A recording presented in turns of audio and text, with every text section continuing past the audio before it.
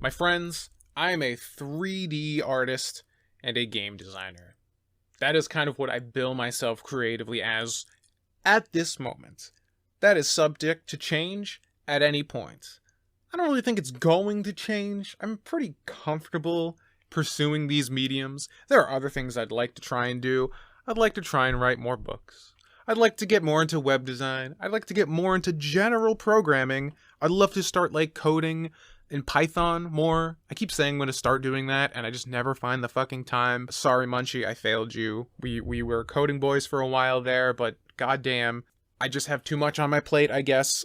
Excuses, hang me, fail. But I'd love to be able to start coding extensions for Blender, doing my own, make one little what's the word I'm looking for? Not extensions. Plugins? No. I don't know. Whatever. You can extend Blender via Python. I'd like to be able to make my own little things, to be able to do stuff in that, and just general programming stuff. I like the idea of programming. But my bread and butter, right now, is game design with Construct 3, which is baby game design, but whatever, and 3D modeling. And I've done a lot of low poly stuff. I just finished a course in 3D sculpting. At the time of recording, all these podcasts come out a week later, so maybe I've done more since then, I don't really know. But that's my bread and butter right now. Those are the two things I'm doing, is low poly 3D and baby game design. But this has not been my singular pursuit all of my life. I have pivoted many times in the past couple years, experimenting, trying new things, trying to figure out where my creativity slots in, what kind of clicks with my brain. Because I feel like everybody has their own ways of thinking, and everybody has things that resonate with them. And I don't think this is a very contentious statement. I would assume most people agree with this. However, something that I had a huge problem with is that the first thing that really clicked with me when I was a little kid became a very singular focus. And despite the fact that I never really got good at it, which is drawing, I very much crafted my entire sense of identity around the idea of being an illustrator. This was something I've discovered pretty early in my life. I did it very casually throughout elementary and middle school, and by the time high school rolled around and the adults in my life were you gotta figure out what you're gonna do with your life, sonny boy. I just kind of took to it as I'm gonna draw comics, I'm gonna draw illustrations, this is what I'm gonna do, this is what I was meant to do. And that's a problem. When you put what you do, your craft, so central to your identity, especially when you haven't tried a lot of other things, I didn't. I played video games and I drew badly. These were the two things that I did. And I decided out of those two things that I tried pretty much in my entire life, drawing was the one. It becomes very psychologically damaging to try anything else because you've put all your eggs in that basket, so to speak. And I enjoyed the idea of being an illustrator because I read a lot of comics, I read a lot of manga, I watched a lot of anime, I was deep into the Newgrounds culture.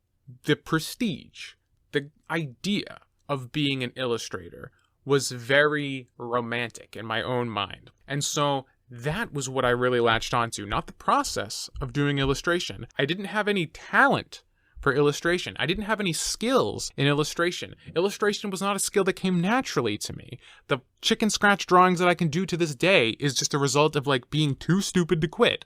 But it was the prestige that I really liked. And because of that prestige, I pursued this skill single-mindedly without ever stopping and thinking, maybe creativity shouldn't be the equivalent of pulling teeth. Maybe I shouldn't be having existential crises all the time at the fact that I'm not getting any better at this skill despite being surrounded by everybody else in an educational institution where progress is happening exponentially and everybody is better than me. They talk a lot about not comparing yourself, but at the same time, I've been putting so many years of time and effort into the skill, and there hasn't been a whole lot of improvement. Why is that? Well, one thing was probably because of my laziness, but why was I being so lazy? Oh, it's because I don't actually enjoy this. I'm chasing prestige, not passion. It's false passion. I've made it up in my brain because I've never given myself any opportunity to try anything else. Eventually, after college, after I do this entire thing and I'm wandering around aimlessly because I don't really enjoy the skill and I don't want to do it in a professional capacity despite spending $40,000 in 4 years of my life to do that, I'm just dicking around on the internet and I start writing books and novels and stuff. I'm like, this clicks way better. Oh my God, what if I'm not an illustrator? And I have a breakdown. because I now have to face the fact that after, at this point, I think it was like 12 years of single-minded tunnel vision in terms of my identity, I now was facing the possibility of pivoting into something different. And that would mean abandoning this identity that had been a cornerstone of my self-identity for my entire adult life. And it fucked with me really bad. And when I tried to explain this to my family and friends, nobody understood. Nobody got it. They were just like, well, just do it. And it was just like, there was so much resistance because it would mean leaving something behind or abandoning something that was so central to my understanding of myself that I didn't know how to cope with this.